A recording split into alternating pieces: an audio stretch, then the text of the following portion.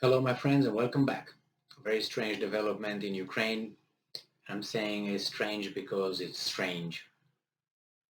Probably you know that the four horsemen of the apocalypse came to Kiev to visit, I don't want to say the dead man walking, but President Zelensky, and those guys were the president of France, Emmanuel Macron, the Prime Minister of Italy, Mario Draghi, then it was the Chancellor of Germany, Olaf Scholz, and somehow the President of Romania, Klaus Iohannis. I don't know what he was doing over there.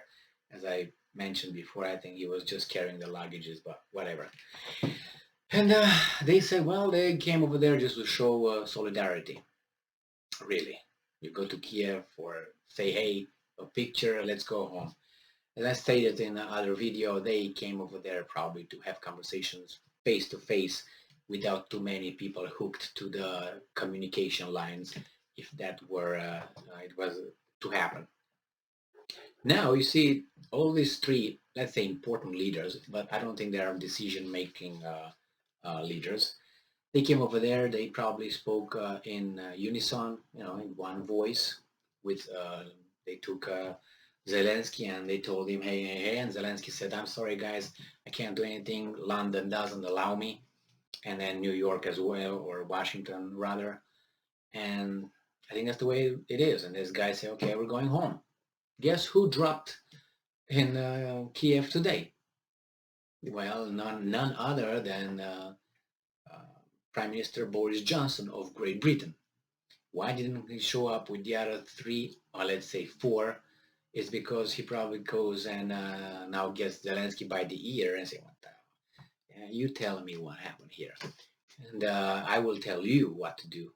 Because I think there's this could, my assessment, this doesn't show unity. I think on the contrary, there's two the different factions in the big club right now regarding this. The United States, I think, is with the Great Britain, which I think is the bigger puppeteer here, or the only puppeteer. The other ones are dragged into this. That's my assessment. Germany, look how it tried to oppose the Nord Stream 1, Nord Stream 2 being shut off, at least Nord Stream 2. It was horrible to watch how Olaf Scholz was trying to avoid the so-called questions of the mass media, at least here in Washington, about the Nord Stream 2 before the invasion or so on. It was, they were telling him, you got to shoot yourself in the foot, which he did eventually.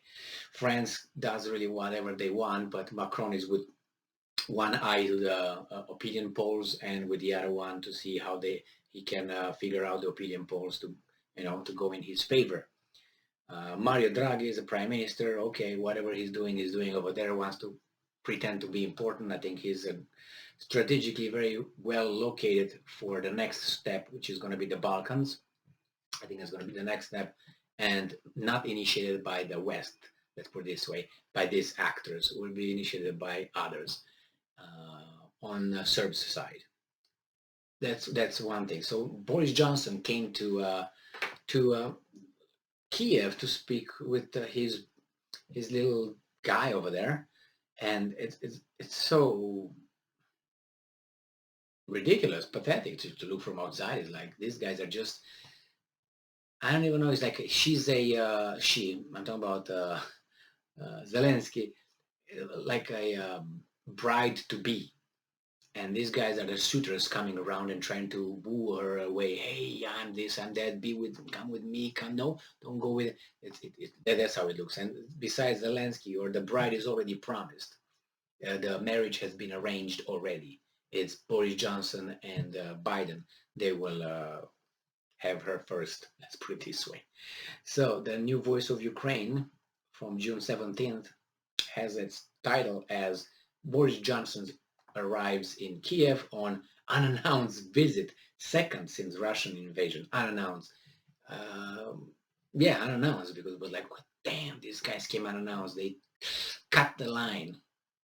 We didn't allow them to come to Kiev, but they went. So Johnson is now meeting with President Volodymyr Zelensky. A journalist from the UK newspaper The Times, Stefan Swinford, reported via Twitter. UK broadcaster Sky News also reported Johnson's surprise visit. According to Sky, Johnson cancelled the visit to a conference in Doncaster at the last minute, saying he has a good reason. So man, he was just yanked away from the meeting and shipped to Kiev. Must be not much unity in the so-called collective West allies. So later, President Zelensky confirmed Johnson's arrival by posting a video of his meeting with the British Prime Minister. The visit was not announced in advance.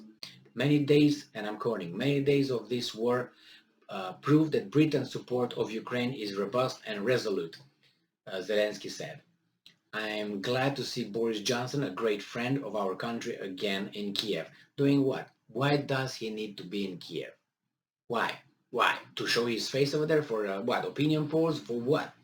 What would be the reason? Just to do some damage control and find out what the guy spoke with those guys? I think that's what it was. He just came over there, but why didn't he send someone else? Why didn't he send his below 86 IQ foreign ministers, Truss, Liz? Why didn't he say, hey, Lizzie, why don't you go over there?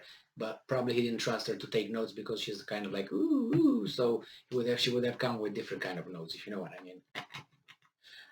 During the meeting with Johnson, Zelensky's team discussed the supply of heavy weapons and air defense systems, economic support of Ukraine, increased sanctions pressure on Russia, security guarantees for Ukraine, the need for Russia to compensate for the damage caused, as well as the victory of Ukraine. Head of the president's office, what is this? Andriy Yermak said on his Telegram channel. All right, so Johnson was the first G7 leaders to visit Ukraine since the start of the full-scale Russian invasion. Oh my God, isn't this great? Oh, wow. He was last in Kiev in April 9. April, May, June, 2 months ago. I think he goes over there more often than to the brothel. Do you have brothels in London? I guess not. You're not free. You're free not to have it. All right, in the UK, Johnson faced removal from office amid the Downing Street party scandal with the ladies of the night. During the lockdown, rules for thee, but not for me. That's how it was, the parties.